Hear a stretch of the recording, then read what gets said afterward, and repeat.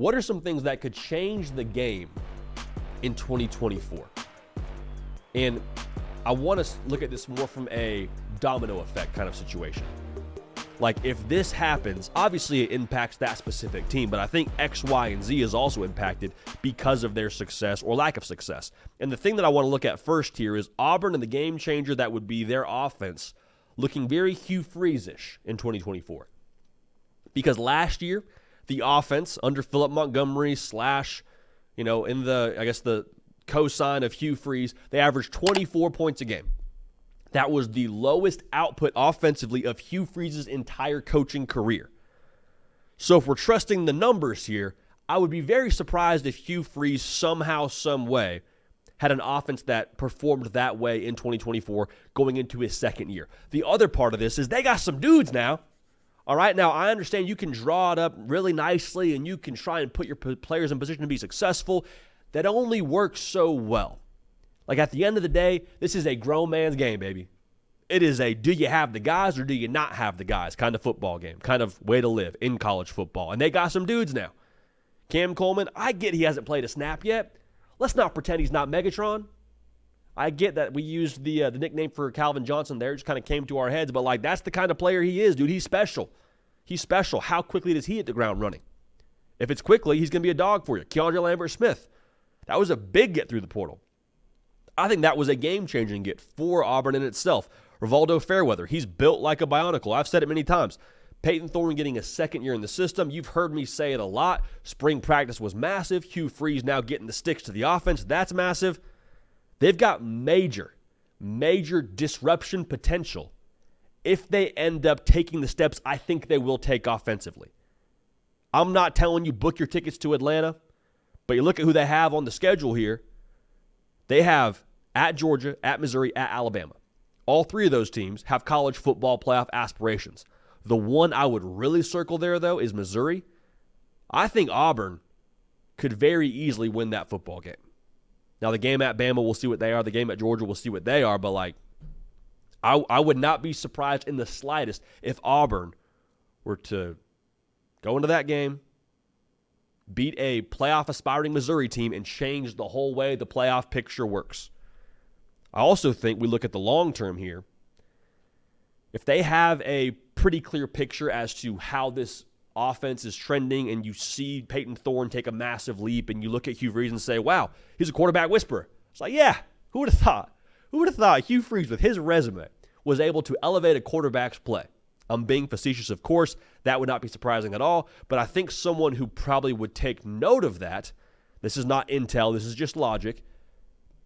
I think they're pushing pretty hard after Julian Lewis, who's committed to USC. Took a visit to Auburn. Sounds like it went well. I know other schools are in the mix, but if you can put that before a recruit of his caliber, a guy who plays quarterback, I don't think it hurts your recruiting pitch. I'll say that much. I get he wants to shut it down before the summer, but I don't think it hurts things. Another game changer for 2024, what if Dillon Gabriel and Oregon just don't miss a beat now? Like Dillon Gabriel, physically, the thing that we've said a lot about him going into his time at Eugene, there is nothing they're going to ask him to do that he can't do. Everything for Dillon Gabriel and his success will be how quickly he picks up Will Stein's offense. You saw a preview of the movie in the spring game. Looked like he was getting up to speed. Quarterbacks aren't live, so that's another variable of his game we didn't get to see. But everything for Dillon Gabriel will be between the ears when it comes to him having success at Oregon. I'll tell you what, man, they got some guys now on the offensive line in Cornelius and Connerly, some guys out wide in Tez Johnson, Evan Stewart. That backfield, look, I'm buying all the Jordan James stock I can find. They got some guys to where if he does his job, and Dillon Gabriel, and he operates how he's supposed to operate within the confines of that offense and gets the ball to playmakers, they're going to score 40 a game. That sounds hyperbolic. I promise you it's not. That's the kind of potential this offense has. And if that happens, Oregon is, I believe, going to have a more than decent shot to win the Big Ten. Surprise, surprise. But think about the ripple effect that would have on the rest of the conference. Because if they win the Big Ten, that means Ohio State's not. If they win the Big Ten, it means you're probably going back to the drawing board a little bit if you're other teams within the conference saying, okay, now how do we adapt to what Oregon's doing? And you see what they're doing on the recruiting trail. It sounds like Phil Knight is doing more than enough to help them bring in top talent. You add a Big Ten title to that resume. Your first year in the conference. Dan Lanning's third year as a head coach. Probably making some pretty solid noise competing for a national championship. Like Oregon being the big dog day one in their new conference. I think you would like the way that works for you in the long run and would obviously benefit them on the recruiting trail. Here's a game changer now. We've hit on this a couple of times, but I want to do it one more time here as we move into SEC Media Days. Jackson Arnold, 5-star cat out of high school. A lot of folks fell victim to bowl syndrome when they saw his lackluster bowl game against Arizona. I'm just telling you he can spin it. All right, I'm not telling you he's winning the Heisman Trophy. I'm just telling you God gave Jackson Arnold a lot of ability that he didn't give a lot of other quarterbacks. If you give him time to throw the football, they're going to have a chance to make some real noise and kind of rattle the cage in the SEC a little bit, their first year out there. Because they replace pretty much the whole offensive line. That's been well documented.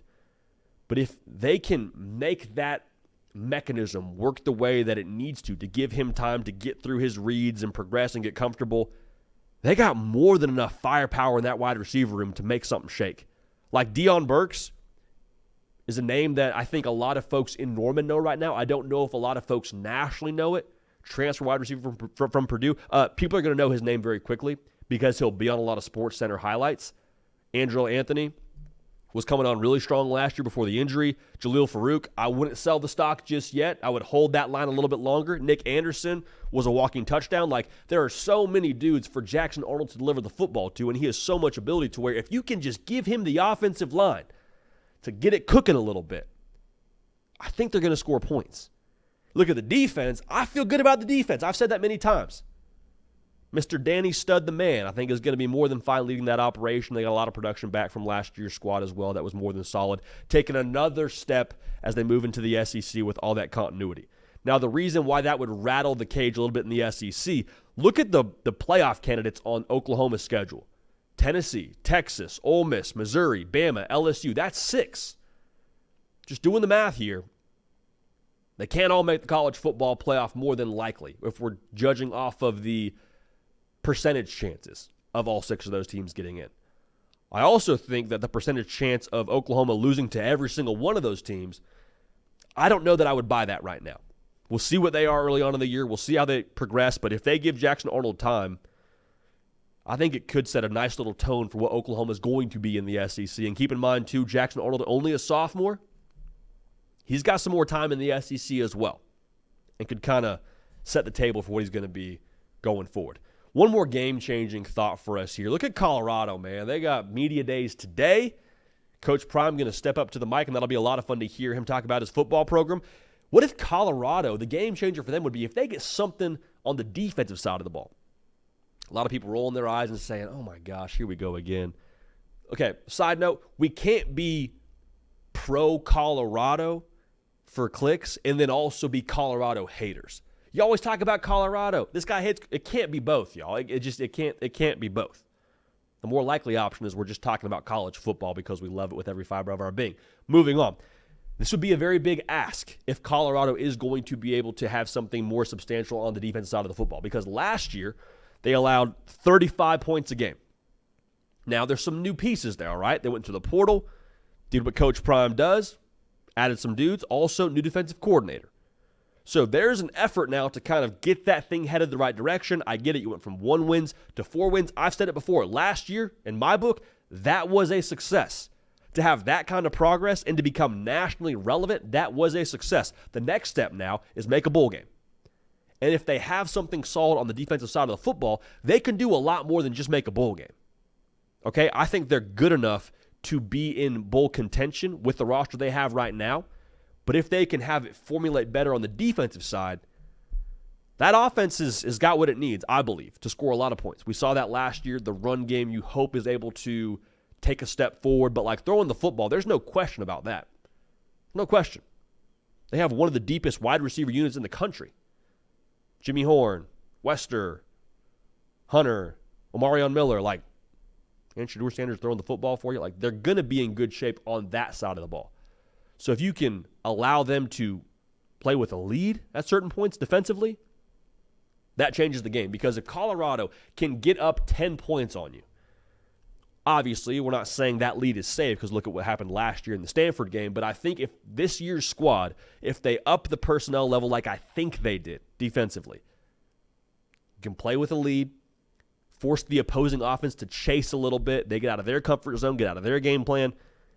Could be a good way to live. So that's a game changer in a lot of ways because at that point, if Colorado does take the next step and Deion Sanders stays at Colorado, that also doesn't hurt what they do on the talent acquisition side of things.